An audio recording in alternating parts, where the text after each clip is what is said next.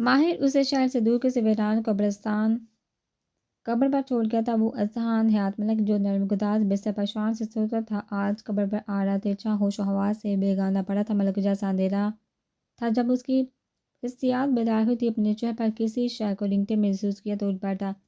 نیم اندھیرے میں آس پاس نظر دوڑا کر وہ سمجھنے سے قاصر تھا کہ وہ کہاں ہے۔ چہرے پر ہاتھ مار کے اس شے کو ہٹایا تو قمیض کے اندر کچھ چڑھتا محسوس ہوا۔ یا اللہ، میں کہاں ہوں؟ بے ساختہ اس کے منہ سے نکلا تھا۔ گردن کے اوپر کسی رسی کو لپیٹے دیکھا تھا۔ ہاتھ بھا کر پیچھے کیا، کالا سانپ پھن پھیلائے اس کی ٹانگوں پر گرا تھا۔ خوف کے مارے چیخ نکلی اور وجود کانپنے لگا تھا۔ اسے ہمیشہ سے سانپوں سے ڈر لگتا تھا۔ سانپ ٹانگ سے لپٹنا شروع ہوا تو دوسرے ہاتھ اور کانپتے وجود کے ساتھ اسے کھینچ کر دور پھینکا۔ وہ پھر سے پھن پھیلائے سامنے آ بیٹھا تھا۔ وہ اپنی جگہ سے اٹھ کر اس سے دور ہوا تھا۔ اب چونکہ تھوڑی تھوڑی روشنی بننے لگی تو خود کو کسی گہرے قبرستان کے وسط میں پایا۔ دل دور کا ابھرا کہاں تھا، کہاں آ گیا تھا۔ ہیلپ می پلیز، کوئی میری مدد کرو۔ آنکھوں میں نمی اور کانپتے وجود کے ساتھ گرتا پڑتا وہاں سے اٹھا تھا۔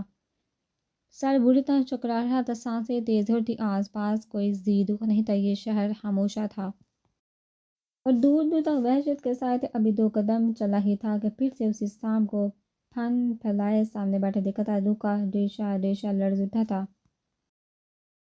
پیچھے جہاں تک نظر جا رہی تھی قبریں ہی قبریں تھی، آگے جہاں تک نظر جا رہی تھی قبریں ہی قبریں تھی۔ چاہ کر بھی وہ اپنے لیے راستے کا تعین نہیں کر پا رہا تھا۔ کسی سے بھاگ رہے اذہان حیات ملک سانپ نے اس کی خود کی شکل اختیار کی تھی۔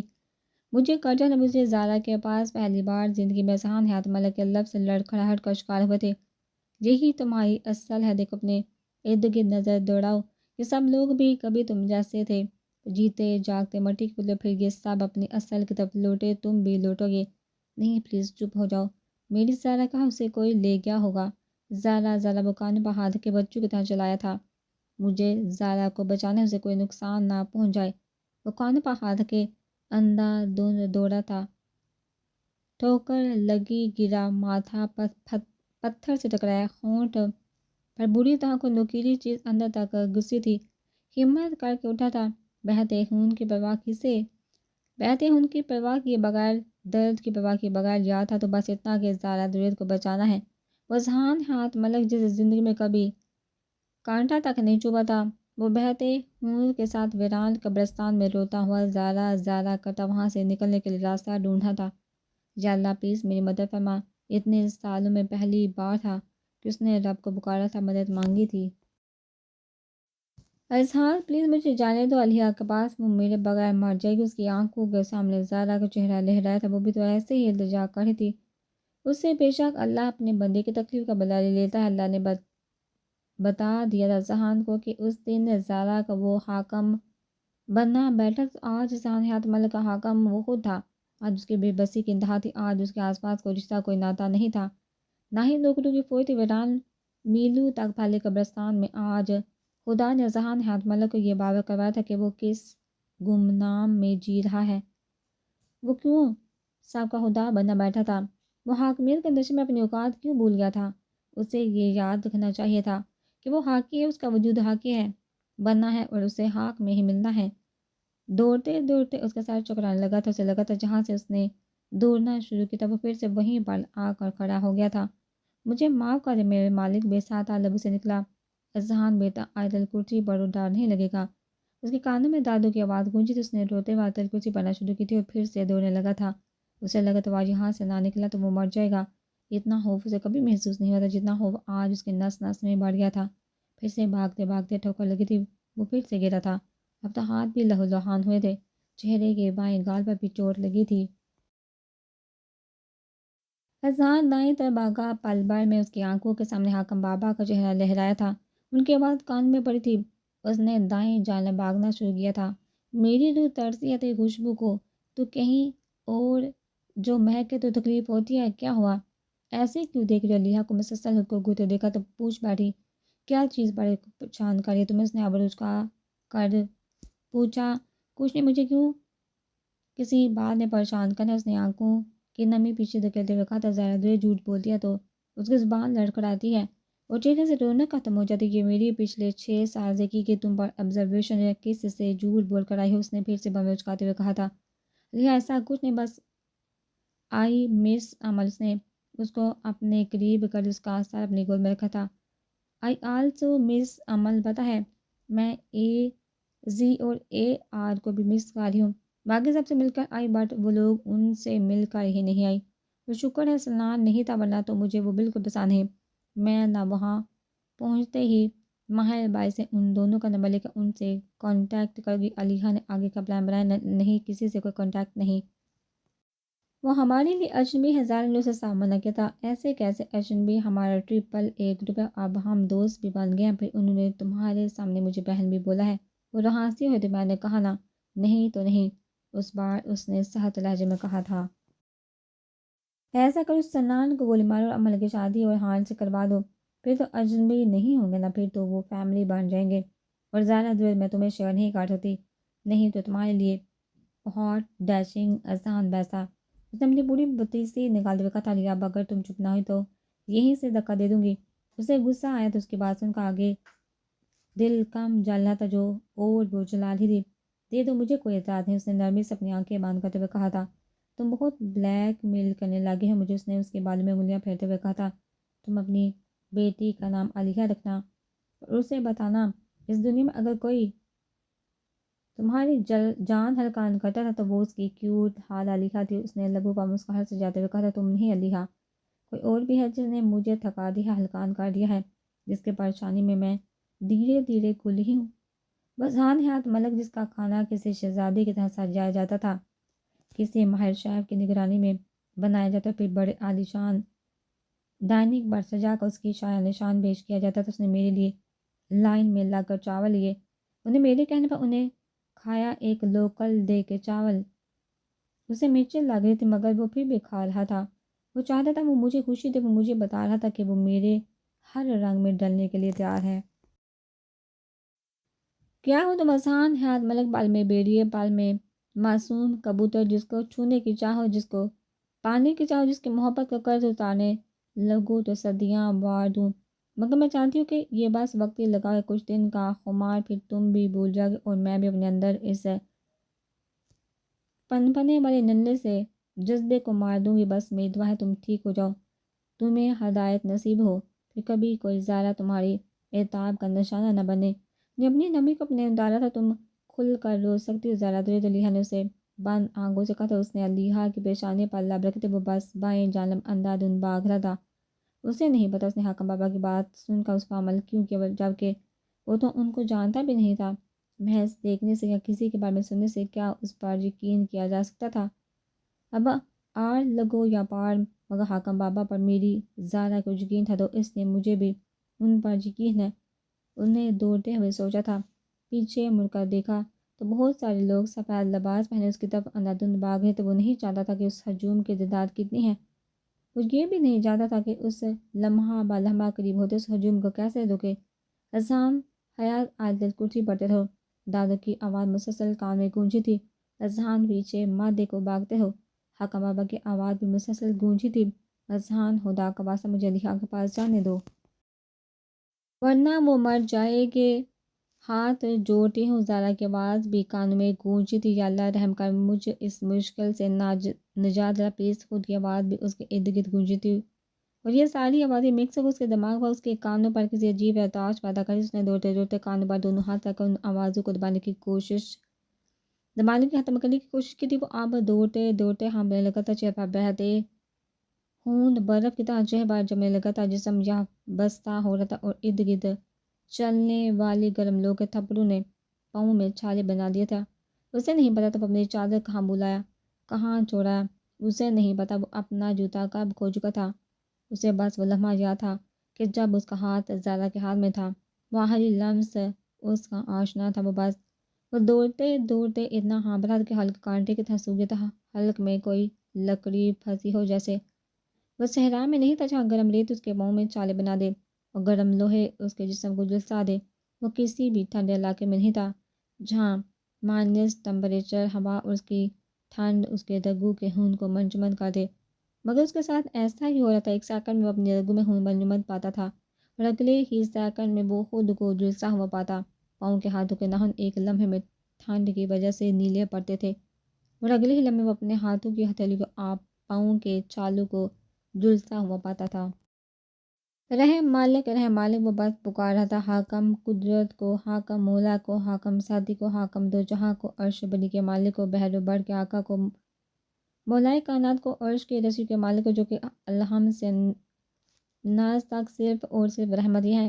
اور یہ اسی تو قدرت ہے جو سیکنڈ میں تبدیل لوہے چلا دے، اور سیکنڈوں میں یہ بستہ ہمائے بندہ گناہ کو لے کر کتنے گناہ کر لے کرتا جائے، اور پھر کرتا جائے، اور پھر ایسا ہو کہ وہ خود کو خدا سمجھ لے، اپنے غرور کو اپنا لبادہ بنا لے، پھر حاکم وہی ابد کا حاکم ہو، اور ایک سیکنڈ میں وہ اس بشر کو ہلا کر رکھ دے، اپنی سلطنت کی، اپنی حاکمیت کی ہلکی سی جھلک دکھا کے وہ مغرور بندہ وہ بھی نہ برداشت کر پائے۔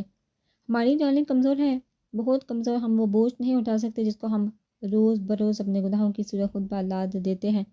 یہ جانتے ہوئے بھی کہ ہم ہزار کے موسم کے کڑے ہوئے سوکھے پتے کی طرح جن کو ہاتھ میں پکڑ کا ہلکا دبا دیا جائے تو وہ اپنی عقل، اپنی ہیبت، اپنے جاؤ جلال ہی کو بیٹھتا ہے۔ بے شک بشر اشرف المخلوقات میں سے ایک ہے، مگر وہ اپنی بدعمالیوں اور پستیوں اور گناہوں کی وجہ سے خود کو اس درجے سے خود ہی گرا لیتا ہے۔ ہم کسی کے جنتی جہنمی ہونے کا سرٹیفکیٹ نہیں دیتے اور نہ ہی دے سکتے، مگر ہم اندر ہی اندر اپنے آپ میں ایک گناہوں کی مستری ہے جسے کسی نہ کسی صورت ہدایت کی طرف بڑھنا ہے۔ ہدایت تو لازمی ہے، وہ چاہے عمر کے کسی بھی حصے میں ہو، ایک بار تو موقع دیا جاتا ہے ہر ذی روح کو، کیونکہ ہم اس نبی پاک صلی اللہ علیہ وآلہ وسلم کی امت ہے جس کی اس کے لیے ایک نیکی ہی کافی۔ اچانک اسے کسی نے پیچھے سے آ کر پکڑا تھا اور وہ پیچھے کی طرف دھکیلا گیا تھا۔ وہاں دو قبریں کھودی گئی تھی، ایک کے پاس زارا کھڑی تھی، دوسری کے پاس وہ کھڑا تھا۔ وہ سفید پوش لوگ ان دونوں کو اس میں دھکیلے تھے۔ اس نے زارا کو پکڑ کے کھینچ کر اپنے پیچھے دھکیلا، اسے چھپایا تھا، اس کا ہاتھ پکڑے بھاگا تھا۔ یہ تمہاری اصل ہے ذہان حیات ملک، تم کیوں اس اصل سے بھاگ رہے؟ یہ شہر خاموشہ تو دائمی زندگی کا خوبصورت شہر ہے۔ پیچھے سے پکڑنے والے انسان نے بڑی ہیبت ناک آواز میں کہا تھا، گویا اس کے کان میں کسی نے سور پھونکا ہو۔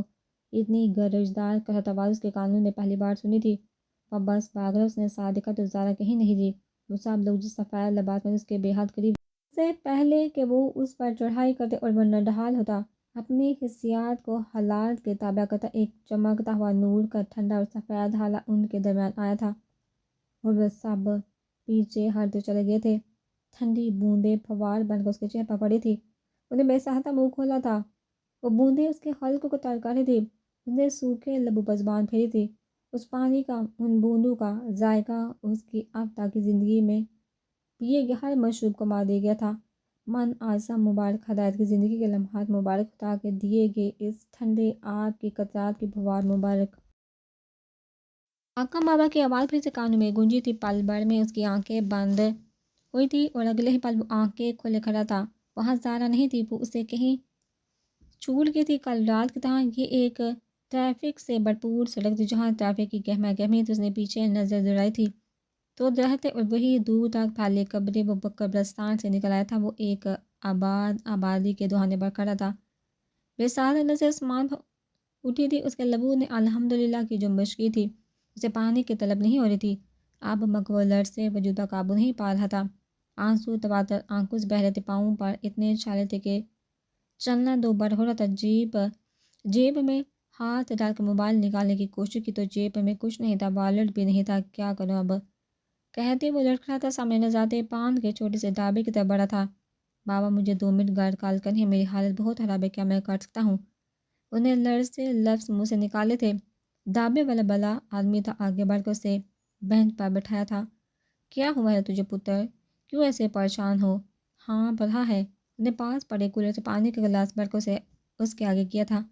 پانی پی چکا ہوں بابا، بہت تکلیف میں ہوں، کیا ایک فون کال کر سکتا؟ اس نے منت کرتے ہوئے کہا تھا۔ یہ لے پتر، جتنی مرضی فون کر، میرا سونا رب مدد کرے تیری۔ شکل سے تو کسی ریاست کا بادشاہ لگتا، پھر اتنی مسافت کیوں کر ہے، اتنی تکلیف میں کیوں ہے؟ اس نے اپنا موبائل نکال کر ذہان کی طرف بڑھاتے ہوئے کہا تھا۔ اس کی باتیں سن کر بغیر کوئی جواب دیے تلخی سے مسکرایا تھا۔